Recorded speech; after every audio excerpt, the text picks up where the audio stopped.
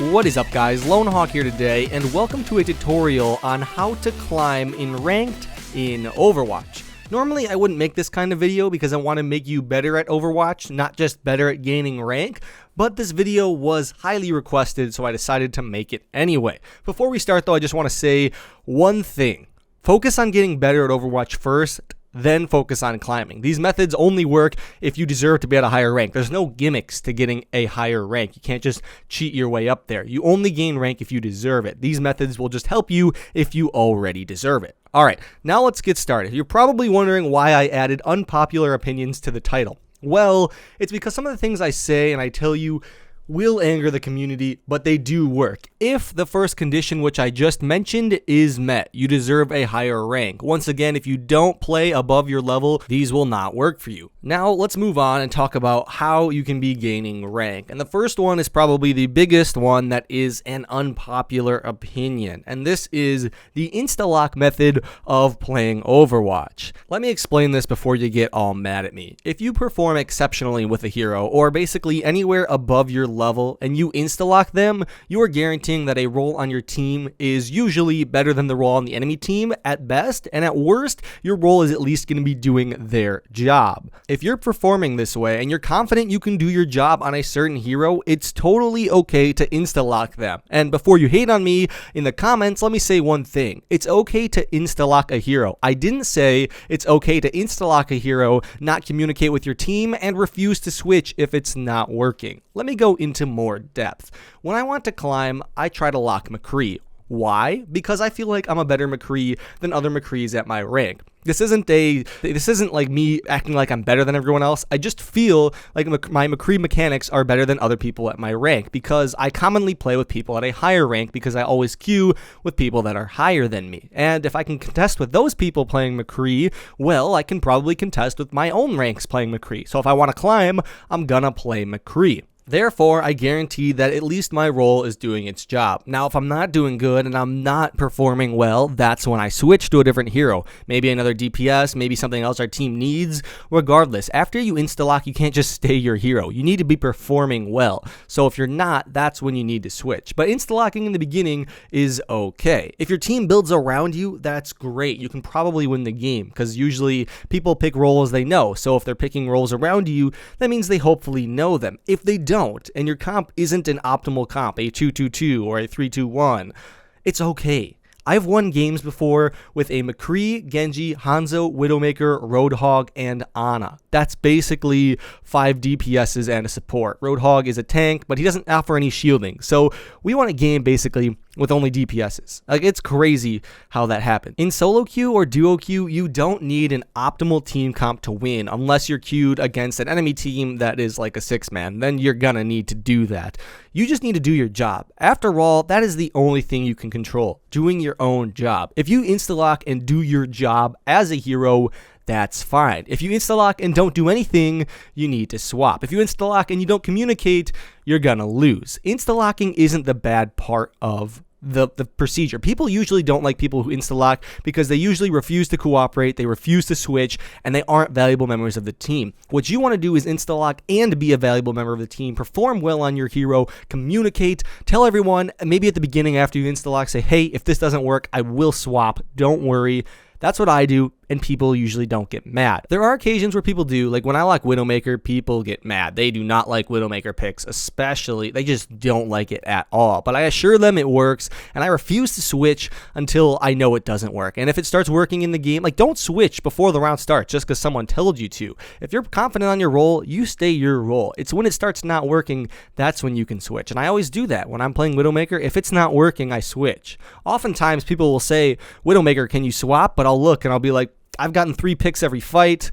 I'm doing a lot of damage. I'm getting valuable kills that are allowing us to push. No, I'm not going to swap. So Explain yourself, be communicative, and insta-locking and playing the hero you want is okay, as long as you do that. It goes without saying that if you're trying to rank up using this method, you should have 1 or 2 heroes that you perform exceptionally on, like way better than the rest, and then 1 or 2 that you are at least average with in case your first 2 get picked or you really need to play something else.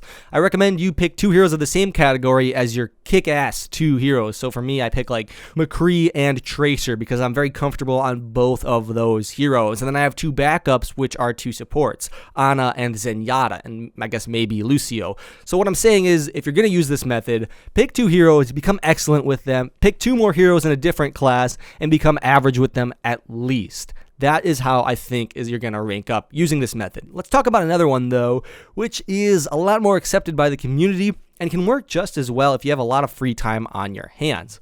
This is the flex method. The flex method is where you learn every role in the game. It takes more time, but I think it yields better results. The premise of the flex method is that you're not becoming excellent at any one hero in the game. You might be excellent at a hero, but you're not intentionally doing that. That could just be like luck or the way you play. What your job is to become above average, at least on every role there is. Above average. Not exceptional, but better than the people at your rank. That way, no matter where you go, your role is going to be doing its job, and it's going to be doing its job better than the enemy team. For this, I think you should be learning at least 8 heroes, 2 from each category that are in-game. 2 healers, 2 DPSs that are very assault-like and fast, and then 2 defensive DPSs like maybe Mei, I don't know who else, I guess potentially Junkrat, 2 tanks, one of them hopefully being Reinhardt, the other one should be Zarya and or Roadhog, so maybe 3 tanks. Honestly, there's not a lot of tanks, so you could probably learn them all. And then the healers, just be good with all of them once again. So more than 8 heroes, be good at everything. Now, I know you're probably thinking, oh, that you make it sound so easy, Lone Hawk. Be good at everything. Yep. Why didn't I think of that? Just be good at everything. No, that's not what I'm saying. You're not trying to be good at everything. You're trying to be above average at everything. Don't go for excellence. Make sure you minimize your mistakes and go for the basics. Learn the basics. Know what you should be doing. And over time, if you're playing all these heroes, you're playing all these different roles, you'll gather such a good game sense, such a good grasp of what the enemy's team is capable of because you know everything. You're going to be able to have much better macro play than the enemy team. You can make callouts. You can become your in-game leader with your random teams that you're going with, and you will excel. That's why I think this method yields better results in the end. But I mean, there are some exceptions. Like if you look at the top 500, most of those people main someone, although some do play flex roles, but that's top 500. These are the best of the best. They have to be good with a hero. They have to kind of follow the method that I said, which is kind of the Insta Lock method with 2 primaries and 2 backups. But for the general community, if you really just want to climb and you're not going for that top 500, I think trying to flex will work as well. Let's go over some other tips I have for climbing in rank. And the first one is, first of all, you don't have to play the meta. That one is self-explanatory. The meta isn't always necessary. I've seen plenty of people that don't play the meta and do well. It's just not as common as doing well on a meta hero. The second one is a shocker to some people. You don't need a perfect team comp. I've mentioned it before, and I'll mention it again.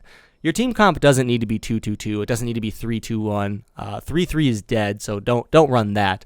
But it's okay to have 3 DPSs. I think the only requirement really is 2 healers, honestly. And I've seen 1 healer work too, so I mean that's a loose requirement as well.